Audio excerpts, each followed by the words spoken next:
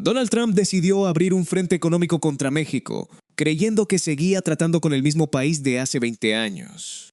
Firmó aranceles, endureció el discurso comercial y lanzó un mensaje que buscaba generar presión inmediata sobre la economía mexicana. Pero mientras desde Washington intentaban tensar la cuerda, en México empezó a aparecer otra realidad que hoy está incomodando a más de uno. El país está dejando de depender, poco a poco, de las mismas herramientas con las que históricamente lo presionaban. Y eso cambia completamente la conversación, porque detrás del ruido político, de los discursos y de las amenazas comerciales se está moviendo algo mucho más profundo. El control de la energía, de los mercados y de la capacidad de negociación de México frente a Estados Unidos. Antes de entrar de lleno, suscríbete al canal y cuéntame desde qué ciudad o país estás viendo este video. De verdad, ayuda muchísimo a que este tipo de análisis siga llegando a más personas que quieren entender qué está pasando realmente entre México, Estados Unidos y el nuevo equilibrio político de la región. Todo comenzó a escalar cuando Trump anunció nuevos aranceles para productos mexicanos. 25% a exportaciones estratégicas y un golpe adicional sobre el sector energético. Oficialmente, la justificación estaba ligada a migración, seguridad y control fronterizo, pero en realidad, el mensaje político era bastante claro. Washington quería volver a utilizar el peso económico de Estados Unidos como herramienta de presión. La apuesta parecía lógica. México y Estados Unidos tienen una relación comercial gigantesca. Millones de empleos dependen de esa integración. Durante décadas, cualquier tensión fuerte con Washington terminaba generando nerviosismo inmediato en los mercados mexicanos. Sin embargo, esta vez ocurrió algo distinto. En lugar de entrar en pánico o responder únicamente con discurso político, el gobierno mexicano aceleró una estrategia que ya venía construyéndose desde hace tiempo. Fortalecer producción interna, reducir dependencia energética y ampliar relaciones comerciales fuera de la órbita estadounidense. Y aquí es donde empieza la parte que muchos medios apenas están mencionando. Porque mientras se hablaba de aranceles, México alcanzó niveles históricos en procesamiento de crudo dentro de su sistema de refinación. Más de 1,5 millones de barriles diarios procesados en 2025. Eso no es un dato técnico menor, es una señal política. Durante años se instaló la idea de que México debía resignarse a exportar petróleo barato e importar gasolina cara. Ese modelo benefició enormemente a compañías extranjeras y dejó al país dependiendo de combustibles refinados fuera de sus fronteras. La consecuencia fue enorme. México producía petróleo, pero compraba energía procesada. Y cuando un país depende demasiado de otro para mover transporte, industria y electricidad, también queda vulnerable políticamente. Ahora el gobierno intenta romper justamente esa lógica. Las cifras muestran que la producción nacional de gasolinas siguió creciendo durante 2026, mientras las importaciones bajaron con fuerza. Lo mismo ocurre con el diésel. La diferencia respecto a años anteriores es evidente. Cada litro refinado en territorio mexicano significa menos dependencia externa, menos exposición, menos margen para presiones económicas. Y si esta información te parece importante, apóyanos con un like. Parece algo simple, pero ayuda muchísimo a que este contenido siga circulando frente a tantos medios, que muchas veces reducen todo a titulares superficiales.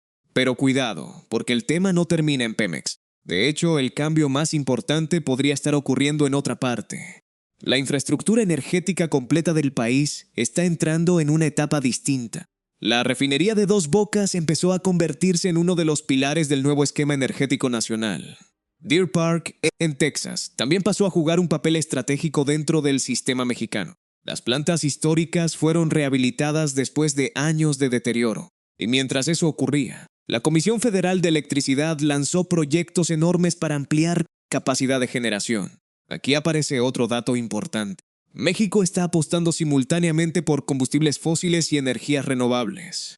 No eligió un solo camino, eligió fortalecer ambos. Eso explica el crecimiento de proyectos solares en Sonora y Coahuila, incluyendo Puerto Peñasco, que apunta a convertirse en uno de los complejos fotovoltaicos más grandes de América Latina.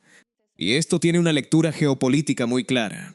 Mientras algunos sectores estadounidenses imaginaban que podían utilizar la energía como mecanismo de presión, México comenzó a diversificar su matriz energética para disminuir riesgos futuros. Porque el problema no es solamente cuánto petróleo produce un país.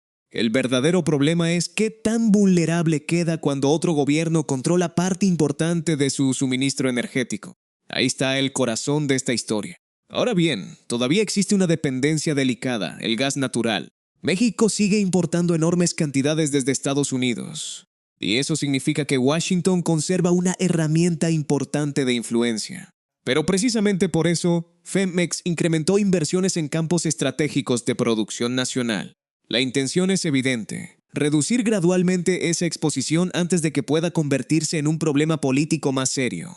Y aquí aparece una diferencia importante respecto a otros momentos históricos. México ya no está reaccionando únicamente cuando surge una crisis, está intentando adelantarse. Eso cambia muchísimo la forma en que se negocia con una potencia como Estados Unidos. Porque un país que tiene más capacidad energética propia también gana margen diplomático. Ahora quiero preguntarte algo. ¿Tú crees que México realmente está avanzando hacia una mayor independencia económica o piensas que todavía sigue demasiado condicionado por Washington? Y te leo en comentarios porque este debate se volvió central incluso dentro del propio sector empresarial. Mientras tanto, hay otro frente que casi no se discute lo suficiente: el financiero. Durante años se repitió que Pemex estaba prácticamente condenada por su deuda gigantesca. Y sí, la deuda sigue siendo enorme, nadie serio puede negarlo.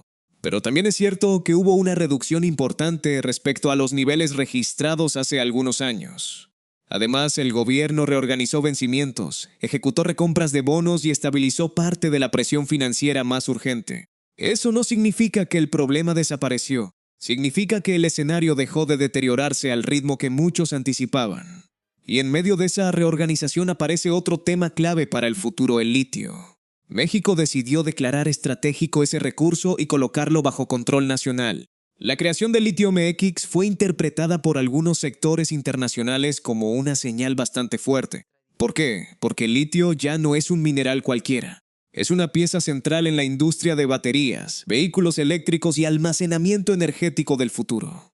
Controlar recursos críticos empieza a ser tan importante como controlar petróleo hace décadas. Y México no quiere llegar tarde a esa nueva competencia global, especialmente considerando las reservas detectadas en Sonora. Ahora sumemos otra pieza al rompecabezas: Europa. Porque justo cuando Trump endurecía presión comercial, México avanzó en acuerdos con la Unión Europea que abren acceso preferencial a uno de los mercados más grandes del planeta. Eso altera el equilibrio de negociación, porque mientras más alternativas comerciales tenga México, menor será el impacto de depender exclusivamente del mercado estadounidense. Y no solamente hablamos de Europa. También existe una coordinación cada vez más cercana con Canadá en varios temas económicos y estratégicos. En otras palabras, México está intentando evitar quedar atrapado en una relación bilateral, donde toda la capacidad de presión quede concentrada de un solo lado. Eso explica por qué el gobierno mexicano insiste tanto en diversificación. Diversificación energética, diversificación comercial, diversificación industrial. Y aquí es donde muchos analistas se empiezan a hacerse una pregunta incómoda. ¿Trump calculó mal la situación? Porque el objetivo de los aranceles era presionar políticamente a México. Pero el efecto indirecto podría terminar acelerando exactamente lo contrario: más autonomía económica y más búsqueda de independencia estratégica.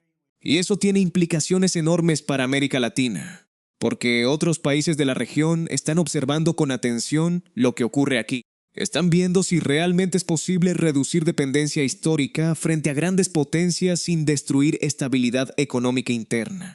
Por supuesto, todavía existen problemas importantes.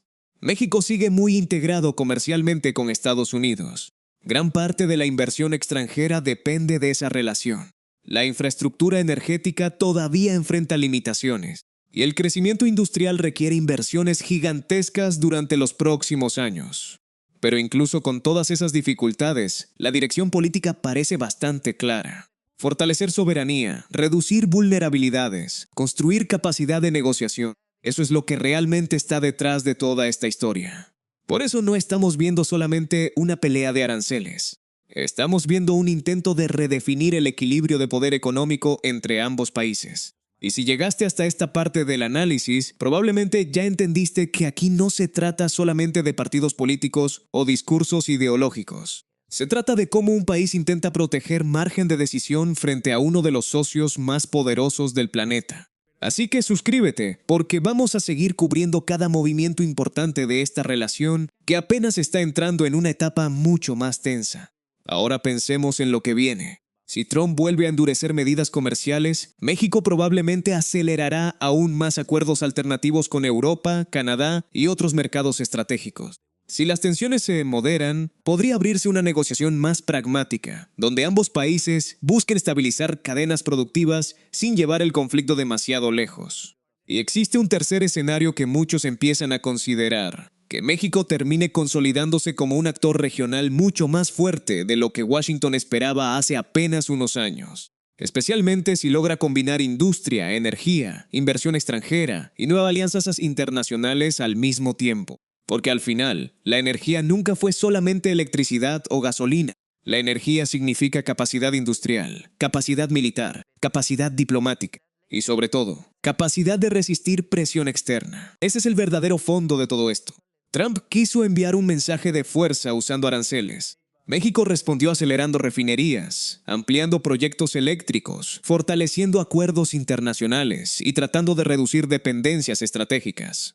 Ahora la gran incógnita es si esa estrategia alcanzará para sostenerse en el tiempo, porque construir soberanía energética no ocurre en meses. Requiere años, inversión, estabilidad y capacidad política, pero algo sí parece evidente. México ya no quiere ocupar el mismo papel que tenía antes dentro de la relación con Estados Unidos. Y eso, guste o no guste, ya empezó a modificar la conversación regional. Déjame tu opinión aquí abajo. ¿Crees que México realmente puede consolidar una posición energética más independiente durante este sexenio? ¿O piensas que la presión económica de Estados Unidos seguirá siendo demasiado fuerte? Los leo.